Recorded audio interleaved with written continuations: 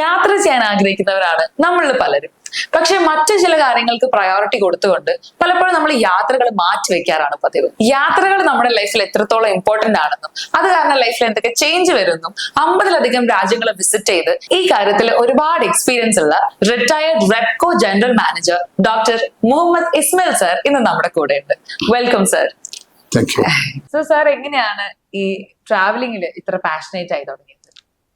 ഞാൻ റെപ്കോയിലല്ലാതെ അതിനു മുമ്പും അതിനുശേഷവും ഇന്ത്യക്കകത്തും പുറത്തും വിവിധ കമ്പനികളിൽ സീനിയർ ലെവൽ മാനേജറായിട്ടും ജനറൽ മാനേജറായിട്ടും ഒക്കെ ജോലി ചെയ്തിട്ടുണ്ട്.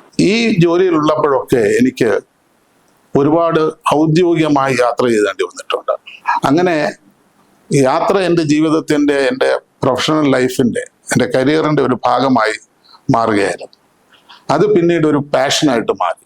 അതിൽ പിന്നെ യാത്രകളോട് കൂടുതൽ ആഭിമുഖ്യം തോന്നുകയും കൂടുതൽ യാത്ര ചെയ്യാൻ വേണ്ടിയിട്ടുള്ള പദ്ധതികൾ തയ്യാറാക്കി അതങ്ങനെ തുടർന്നുകൊണ്ടേയിരിക്കുന്നു. സർ എത്ര കൺട്രീസ് വിസിറ്റ് ചെയ്തിട്ടുണ്ട് ടോട്ടല്? അതിൽ ഏത് കൺട്രിയാണ് ഏറ്റവും സാറിനെ എക്സൈറ്റ് ചെയ്യിപ്പിച്ചത്? ഞാൻ ഏകദേശം ഒരു 50ഓളം രാജ്യങ്ങൾ സന്ദർശിച്ചിട്ടുണ്ട്. ഈ പറയുന്ന രാജ്യങ്ങളൊക്കെ ഒരു വിധത്തിൽ അല്ലെങ്കിൽ മറ്റൊരു വിധത്തിൽ തന്നെ എക്സൈറ്റ് ചെയ്തിട്ടുമുണ്ട്. പക്ഷേ എനിക്ക് എടുത്തു പറയേണ്ട ഒരു രാജ്യം അല്ലെ രാജ്യങ്ങൾ എന്ന് പറയുന്നത് സ്കാൻഡിനേവിയൻ രാജ്യങ്ങളാണ്. ഞാൻ അവിടെ കണ്ട ഏറ്റവും വലിയൊരു പ്രത്യേകത അവരുടെ പൗരബോധമാണ്, സിവിക് കോൺഷ്യസ്നസ്. അത് നമ്മൾ കണ്ടുപഠിക്കേണ്ടതാണ്. ലോകത്തില് ഏറ്റവും അധികം സന്തുഷ്ടരായ ജനങ്ങൾ ജീവിക്കുന്ന സ്ഥലമാണ് ഈ രാജ്യങ്ങളാണ് സ്കാൻഡിനേവിയൻ രാജ്യങ്ങൾ. ഫിൻലൻഡ്, സ്വീഡൻ, ഡെൻമാർക്ക് തുടങ്ങിയ രാജ്യങ്ങൾ. ഹാപ്പിനെസ് ഇൻഡെക്സിൽ ലോകത്തില് 1, 2, 3 സ്ഥാനങ്ങൾ അവർക്കാണ് കിട്ടിയിട്ടുള്ളത്. സ്കാൻഡിനേവിയൻ രാജ്യങ്ങളിൽ എന്നെ വിസ്മയിപ്പിച്ച ഒരു കാര്യം, ഡെൻമാർക്കിൽ നിന്ന് സ്വീഡനിലേക്കുള്ള ഒരു റെയിൽ, റോഡ്, ബ്രിഡ്ജ്, ടണൽ അതൊരു കോംബോ പോലെയാണ്. അതായത് അത് റോഡിലൂടെയും റെയിലിലൂടെയും പോയിട്ട് പിന്നെ പെട്ടെന്ന് അത് കടലിനടിയിലൂടെ പോയി അടുത്ത രാജ്യത്തേക്ക് കയറുകയാണ്. അതൊരു വലിയൊരു എഞ്ചിനീയറിംഗ് മാർവൽ. ഇപ്പോഴും അത് ഒരു എഞ്ചിനീയറിംഗ് മാർവലാണെന്ന് ഒരു വിസ്മയമാണത്. അത് നമുക്ക് വളരെയധികം എന്താ പറയുക സന്തോഷം ഉണ്ടാക്കുന്ന ഒരു യാത്രയായിരുന്നു അത്. ഒരുപാട് ലോകാത്ഭുതങ്ങളൊക്കെ കണ്ടുവെങ്കിലും ചൈനീസ് വൻമതില്, അല്ലെങ്കിൽ ഈഫൽ ടവർ, അല്ലെങ്കിൽ പിസ ഗോപുരം, ഇങ്ങനെ ഒരുപാട് പിന്നെ ലോകാത്ഭുതങ്ങൾ കണ്ടെങ്കിലും എന്നെ വല്ലാതെ വിസ്മയിപ്പിച്ചത് കംബോഡിയയില് സിയാം റീപ്പ് എന്ന സ്ഥലത്തുള്ള ആങ്കർ വാറ്റ് ക്ഷേത്രങ്ങളാണ്. ലോകത്തിലെ ഏറ്റവും വലിയ ഹൈന്ദവ ക്ഷേത്രങ്ങളാണത്. ഏതാണ്ട് 400 ഏക്കറിലധികം സ്ഥലത്ത് വ്യാപിച്ചു കിടക്കുന്ന ഒരു ക്ഷേത്രമാണ്. അത് 12ാം നൂറ്റാണ്ടില് സൂര്യവർമ്മൻ രണ്ടാമൻ എന്ന് പറയുന്ന രാജാവ് നിർമ്മിച്ചതാണെന്നാണ് പറയുന്നത്. അത് ഇന്ത്യയിൽ നിന്നും ഭീമാകാരമായ കല്ലുകൾ, ടൺ കണക്കിന് വെയിറ്റുള്ള കല്ലുകൾ കൊത്തി ചെത്തി മിനുക്കി കൊണ്ടുപോയിട്ടാണ് അവിടെ ആ ക്ഷേത്രം പണിതത്. അതൊരു വിസ്മയിപ്പിക്കുന്ന കാഴ്ചയാണ്. അത്ര വലിയൊരു എന്താ പറയാ ഒരു ജൈജാന്റിക് സ്ട്രക്ചറാണത്.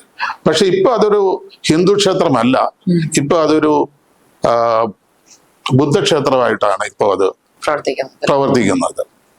ഒരുപാട് രാജ്യങ്ങൾ സാറ് ട്രാവൽ ചെയ്തിട്ടുണ്ടല്ലോ. അപ്പൊ ഒരു കാര്യം ചോദിച്ചോട്ടെ, സാറിന്റെ ലൈഫിലേക്ക് ഈ യാത്രകൾ എന്തൊക്കെ ചേഞ്ചസ് ആണ് കൊണ്ടുവന്നിട്ടുള്ളത്?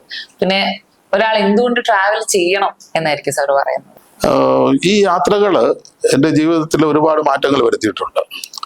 കാരണം ഓരോ രാജ്യങ്ങളിൽ ചെല്ലുമ്പോൾ അവിടുത്തെ ഭൂമിശാസ്ത്രപരമായ പ്രത്യേകതകൾ, അവിടുത്തെ ആചാരങ്ങൾ, അവിടുത്തെ അനുഷ്ഠാനങ്ങൾ, അവിടുത്തെ പാരമ്പര്യങ്ങൾ, അവരുടെ ജീവിത രീതി, അതെല്ലാം മനസ്സിലാക്കുമ്പോൾ നമുക്ക് കൂടുതൽ അറിവുകൾ കിട്ടുകയാണ്. അത് നമ്മളുടെ വ്യക്തി വികാസത്തിന് ഒരുപാട് ഗുണം ചെയ്യും. അത് ഈ തിരക്കിട്ട ജീവിതത്തിനിടയിൽ നമ്മൾ കുറെ പണം ഉണ്ടാക്കിയിട്ട് എന്താ കാര്യം? Jobs fill your pocket but travels fill your soul എന്നൊരു ചൊല്ലുണ്ട്. അത് നമ്മുടെ ജീവിതത്തിൽ പ്രാവർത്തികമാക്കണമെന്നുള്ളതാണ് എൻ്റെ അഭിപ്രായം. സാറിന് എങ്ങനെയുള്ള യാത്രകൾ ചെയ്യാനാണ് ആഗ്രഹം? ലൈക്ക് സാറിന്റെ ഫാമിലി, ഫ്രണ്ട്സ്, അല്ലെങ്കിൽ സോളോ ട്രിപ്പ്, ഏത് യാത്രയാണ് സാർ കൂടുതൽ പ്രിഫർ ചെയ്യുന്നത്? ഞാൻ കൂടുതലും പ്രിഫർ ചെയ്യുന്നത് നിങ്ങളെ പോലുള്ള ടൂർ ഓപ്പറേറ്റേഴ്സിന്റെ കൂടെയുള്ള ഗ്രൂപ്പ് ടൂറുകളാണ്. അതിന് പ്രധാനപ്പെട്ട കാരണം എന്താണെന്ന് വെച്ചാൽ ഗ്രൂപ്പ് ടൂറുകളാകുമ്പോൾ ഈ ടൂർ ഓപ്പറേറ്റേഴ്സ് അതിനു വേണ്ട എല്ലാവിധ അറേഞ്ച്മെന്റ്സും ചെയ്തിട്ടുണ്ടാകും. നമ്മൾ അതിന് വേണ്ടിയിട്ട് you need not break your brain on that. മാത്രമല്ല, ഒരു ടൂർ ഓപ്പറേറ്റർ ആകുമ്പോഴത്തേക്ക് അവര് ആ ഡെസ്റ്റിനേഷനെ കുറിച്ച് അവർക്ക് വളരെ ഇൻഡെപ്ത് നോളജ് ഉണ്ടാകും. പിന്നെ അവർ അതിന് വേണ്ടിയിട്ടുള്ള A to Z, ഇവിടം മുതൽ അവസാനം യാത്ര തീർന്ന് ഇവിടെ വരുന്നത് വരെയുള്ള കാര്യങ്ങൾ അവര് വേണ്ട വിധത്തിൽ കൈകാര്യം ചെയ്ത് അതനുസരിച്ചിട്ടുള്ള ഒരു മാസ്റ്റർ പ്ലാൻ ആയിരിക്കും അവരെപ്പോഴും തയ്യാറാക്കിയിട്ടുണ്ടാവുക. മാത്രമല്ല, ഗ്രൂപ്പ് ടൂർ ആകുമ്പോഴത്തേക്ക് നമ്മൾ വളരെ ബഡ്ജറ്റ് ഓറിയന്റഡ് ആയിട്ട് പോകാൻ കഴിയും. കാരണം ഇവര് ബൾക്ക് ബുക്കിംഗ് ആയിരിക്കും, ഫ്ലൈറ്റിലാണെങ്കിലും അതല്ല ഹോട്ടൽ ബുക്കിംഗ് ആണെങ്കിലും ഒക്കെ ബൾക്ക് ബുക്കിംഗ് ചെയ്യുന്നത് കൊണ്ട് നമുക്ക് വളരെയധികം റീസണബിൾ പ്രൈസിന് നമുക്ക് യാത്ര ചെയ്യാനായിട്ട് പറ്റും. മാത്രമല്ല, ഈ ഗ്രൂപ്പ് ടൂറുകളിൽ പോകുമ്പോൾ നമ്മൾ അതുവരെ കാണാത്ത ആൾക്കാരായിരിക്കും നമ്മുടെ കൂടെ ഉണ്ടാകുക. അത് നമ്മുടെ സൗഹൃദ വലയം വലുതാക്കാനായിട്ട് സാധിക്കും. ഉള്ളൊരു കാര്യം എന്താണെന്ന് വെച്ചാൽ, നമ്മളെ സ്വന്തമായിട്ടൊരു ടൂറ് അല്ലെങ്കിൽ ഒരു ടൂർ അറേഞ്ച് ചെയ്ത് കഴിഞ്ഞാൽ അതിനകത്ത് ഒരുപാട് റിസ്ക് ഫാക്ടേഴ്സ് ഉണ്ട്. നേരെ മറിച്ച് ഒരു ഗ്രൂപ്പ് ടൂറിലാകുമ്പോഴത്തേക്ക് എന്തെങ്കിലും ഡിസ്റ്റർബൻസസോ അതിനിടയിൽ ഉണ്ടായാൽ, ഡിസ്റപ്ഷൻസ് ഉണ്ടായാൽ അത് ഈ ടൂർ മാനേജറോ ഓവർ വിത്ത് അസ് അവരത് മാനേജ് ചെയ്തോളും. നമ്മൾ അതിനെക്കുറിച്ച് നമ്മൾ വിഷമിക്കേണ്ട കാര്യമില്ല. അപ്പൊ അങ്ങനെ ഒരുപാട് അഡ്വാൻറ്റേജസ് ഉണ്ട് ഈ ഗ്രൂപ്പ് ടൂറിന്. അതുകൊണ്ട് I always prefer group tour. പക്ഷെ എന്ന് കരുതിയിട്ട് ഞാൻ ഗ്രൂപ്പ് ടൂർ മാത്രമല്ല പോയിരിക്കുന്നത്, സ്വന്തമായിട്ട് ഞാൻ ചെയ്തിട്ട് പോയിട്ടുണ്ട്. പിന്നെ ഔദ്യോഗികമായ യാത്രകളൊക്കെ ചെയ്തിട്ടുണ്ട്. ട്രാവൽ ചെയ്യുന്ന സമയത്ത് ഭക്ഷണം ഒരു ഇമ്പോർട്ടന്റ് ഘടകമാണ്. സോ ഏത് രാജ്യത്ത് പോയപ്പോഴാണ് സാറിന് നല്ലൊരു ഫുഡ് എന്ന് പറയാൻ പെട്ടെന്ന് എടുത്തു പറയാൻ പറ്റുന്നത്? എല്ലാ രാജ്യങ്ങളുടെയും ഫുഡ് എന്ന് പറയുമ്പം ആ രാജ്യത്തെ സംബന്ധിച്ചോളം വളരെ നല്ല ഫുഡാണ്, രുചികരവുമാണ്. പക്ഷെ നമ്മളത് എത്രമാത്രം ഇഷ്ടപ്പെടുന്നു എന്നുള്ളതാണ്. സാധാരണ നമ്മുടെ നാട്ടുകാർക്ക് ഒരു പ്രത്യേകതയുള്ളത്, അവര് ഫുഡ് ഹാബിറ്റ് എന്ന് പറയുന്നത് അവര് വളരെ ആ കാര്യത്തിൽ അവർ വളരെ റിസർവ്ഡ് ആണ്. അതുകൊണ്ട് തന്നെ പലപ്പോഴും നമ്മുടെ ടൂർ ഓപ്പറേറ്റേഴ്സ് ഏതെങ്കിലും ടൂർ കണ്ടക്ട് ചെയ്യുമ്പോൾ മിക്കവാറും എവിടെയെങ്കിലുമൊക്കെ ഇന്ത്യൻ റെസ്റ്റോറൻറ്റിലൊക്കെ കൊണ്ടുപോകാറുണ്ട്. പക്ഷെ കഴിഞ്ഞ ഇടയ്ക്ക് ഞാൻ ഇതുപോലെ ഒരു വിയറ്റ്നാം ടൂർ പോയപ്പോൾ അവര് 1-2 ദിവസങ്ങൾ മാത്രമേ അവര് ഇന്ത്യൻ ഫുഡ് ചിലടത്ത് അറേഞ്ച് ചെയ്തിട്ടുള്ളൂ. ബാക്കിയൊക്കെ അവിടുത്തെ ലോക്കൽ ഫുഡാണ് അറേഞ്ച് ചെയ്തത്. അപ്പം സ്വാഭാവികമായിട്ടും നമ്മളത് കഴിക്കേണ്ട ഒരു സാഹചര്യം വന്നു. അതെനിക്ക് വളരെയധികം വിയറ്റ്നാമിലെ ആ ഫുഡ് എനിക്ക് വളരെയധികം ഇഷ്ടപ്പെടുകയും ചെയ്തു. ഇഷ്ടപ്പെടാത്തതെന്ന് പറയാനായിട്ട് അങ്ങനൊന്നുമില്ല. പക്ഷെ ഇഷ്ടപ്പെടാത്ത കുറെ ആഹാര സാധനങ്ങൾ പ്രിപ്പയർ ചെയ്ത് വെച്ചിരിക്കുന്നത് തായ്ലൻഡിലും ചൈനയിലും ഒക്കെ കണ്ടു. അത് നമ്മുടെ ആ എന്താ പറയാ ഫുഡ് ഹാബിറ്റലിന് പറ്റുന്നതായിട്ടല്ല. അത് എന്താണ് പറയാ, പ്രാണികളെയും മറ്റ് അങ്ങനെയുള്ള സാധനങ്ങളൊക്കെ അവിടെ പൊരിച്ചു വെച്ചിരിക്കുന്നതൊക്കെ കണ്ടു. അത് പലരും വാങ്ങിക്കാറുണ്ടായിരുന്നു. അതേപോലെ തന്നെ ഈ കഴിഞ്ഞ വിയറ്റ്നാം ടൂർ പോയപ്പോ നമുക്ക് അവിടെ അടുത്തുനിന്ന് വൈൻ, അത് മൂർക്കം പാമ്പിനെയും പിന്നെ തേളിനെയും ഒക്കെ ഇട്ട് വൈനൊക്കെ അവിടെ ഇതുണ്ടായിരുന്നു. ഏത് രാജ്യത്ത് പോയപ്പോഴാണ് കൂടുതൽ ആളുകൾ ഫ്രണ്ട്ലി ആയത്, അല്ലെങ്കിൽ ഏത് രാജ്യമാണ് കൂടുതൽ ഹോസ്പിറ്റാലിറ്റിയിൽ മുന്നിൽ നിൽക്കുന്നത്?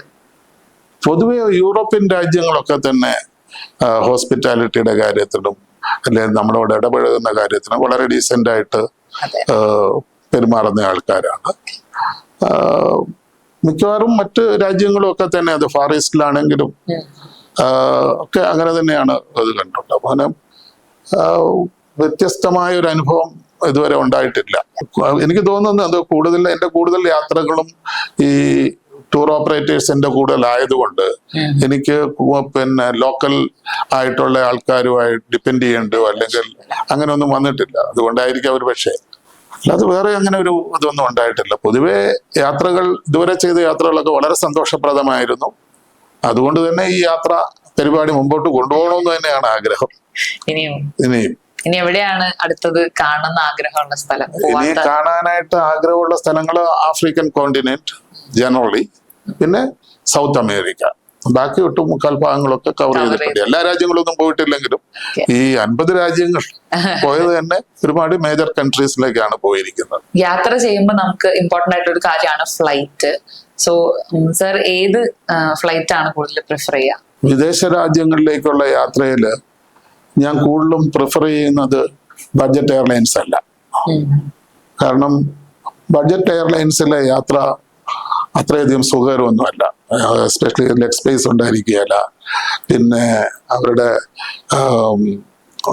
ഫുഡ് പ്രൊവൈഡ് ചെയ്യുന്നത് സഫീഷ്യൻ്റ് ആയിട്ടുള്ള ഫുഡോ അല്ലെങ്കിൽ നല്ല ഫുഡൊന്നും ഇവിടുന്ന് അവർ പ്രൊവൈഡ് ചെയ്യില്ല. അങ്ങനെയൊക്കെയുള്ള ബുദ്ധിമുട്ടുകളുണ്ട്. സ്വന്തമായിട്ട് യാത്ര ചെയ്യുമ്പോൾ ഞാൻ ഏതെങ്കിലും മേജർ എയർലൈൻസ് ഒക്കെ, ബ്രിട്ടീഷ് എയർലൈൻസോ അല്ലെങ്കിൽ അതുപോലെയുള്ള മേജർ എയർലൈൻസ് ഒക്കെ.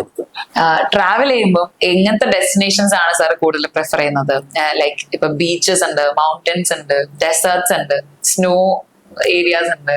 സോ ഏതാണ് സാറിന് കൂടുതൽ ഇഷ്ടം? പൊതുവേ എല്ലാം ഇഷ്ടമാണ്. പക്ഷേ കഴിയുന്നതും അധികം തണുപ്പുള്ള സ്നോ ഫോളിങ് ഏരിയ ഉള്ള റീജിയൻസ് ഒക്കെ ഞാൻ അത്ര പ്രിഫർ ചെയ്യാറില്ല. പിന്നെ എനിക്ക് കൂടുതൽ ഇഷ്ടപ്പെട്ടത് ഞാൻ മുമ്പേ പറഞ്ഞ പോലെ ചരിത്ര പ്രാധാന്യമുള്ള സ്ഥലങ്ങളും അല്ലെങ്കിൽ അതുപോലുള്ള സ്ഥലങ്ങളോടാണ് എനിക്ക് കൂടുതൽ ആഭിമുഖ്യമുള്ളത്.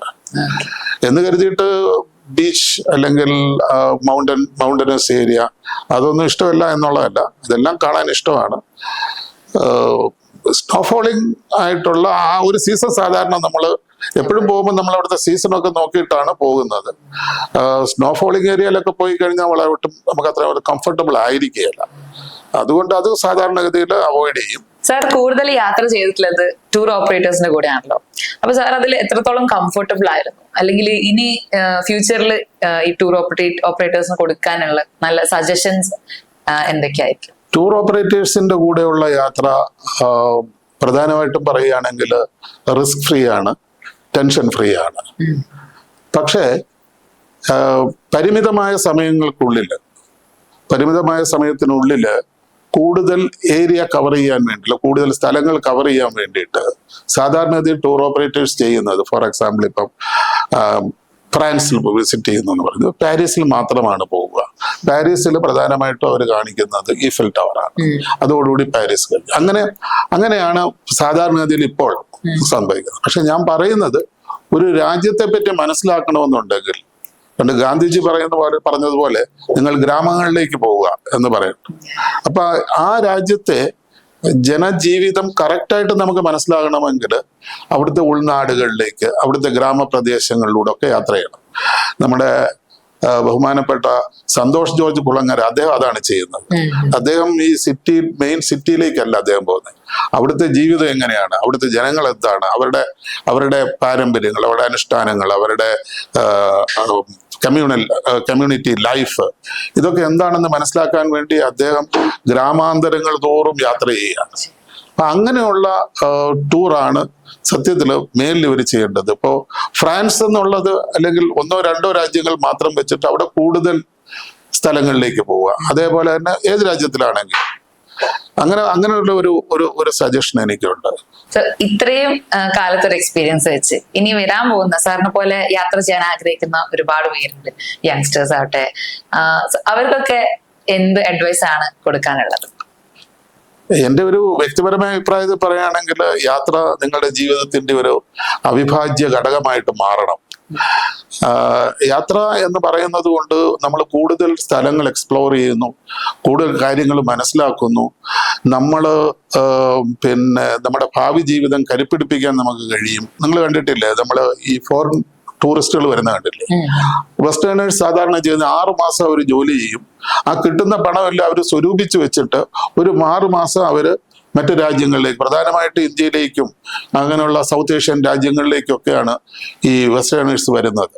അവർ 6 മാസം കൊണ്ട് ഇവിടെ എല്ലാം ചുറ്റും നടന്ന് കണ്ടില്ലേ? ഇപ്പോൾ പുറത്തൊരു ബാക്ക് പാക്കും വെച്ച് അവര് ബസ്സിലും കയറി ട്രെയിനിലും കയറി എല്ലായിടവും റൗണ്ട് ചെയ്തിട്ട് അവരിങ്ങനെ പോകും. അപ്പൊ അവർക്ക് അങ്ങനെ ഒരു സംസ്കാരം അവര് ഡെവലപ്പ് ചെയ്തിട്ടുണ്ട്. ഞാൻ മുമ്പേ പറഞ്ഞതുപോലെ jobs fill your pocket but travels fill your soul. അത് മനസ്സിൽ വയ്ക്കുക. കൂടുതൽ യാത്രകൾ ചെയ്യുക, നല്ല കൂടുതൽ രാജ്യങ്ങൾ കാണുകയും കൂടുതൽ അറിവുകൾ നേടുകയും അതിലൂടെ നമ്മളൊരു വേൾഡ് സ്റ്റേറ്റ്സ്മാൻ ആയിട്ട് മാറുക ഓരോരുത്തരും. അങ്ങനെയാണെങ്കിൽ വളരെ നന്നായിരിക്കും എന്നാണ് എന്റെ അഭിപ്രായം. സോ യാത്ര എത്രത്തോളം നമ്മുടെ ലൈഫിനെ ഇൻഫ്ലുവൻസ് ചെയ്യുന്നുണ്ട്, എത്രത്തോളം ഇമ്പോർട്ടന്റ് ആണ് എന്നുള്ളത് ഈ ഒരു കോൺവെർസേഷനിലൂടെ എല്ലാവർക്കും മനസ്സിലായിട്ടുണ്ടാവും. ശരിക്കും യാത്ര ചെയ്യാൻ സമയമില്ല എന്ന് പറഞ്ഞാൽ നമ്മൾ മാറ്റി വെക്കുകയല്ല ചെയ്യേണ്ടത്. യാത്ര ചെയ്യാൻ അറ്റ്ലീസ്റ്റ് നമ്മൾ വർഷത്തിൽ ഒരിക്കലെങ്കിലും സമയം കണ്ടെത്തണം എന്നാണ് ഞാൻ പറയുള്ളൂ. കാരണം യാത്രയിൽ ഒരുപാട് എക്സ്പീരിയൻസസും ഒരുപാട് ഹാപ്പിനെസ്സും നമുക്ക് എന്തായാലും കിട്ടും. സോ സാറ് പറഞ്ഞ പോലെ തന്നെ jobs fill your pockets, but travel fill your soul. So do travel and make your life more beautiful.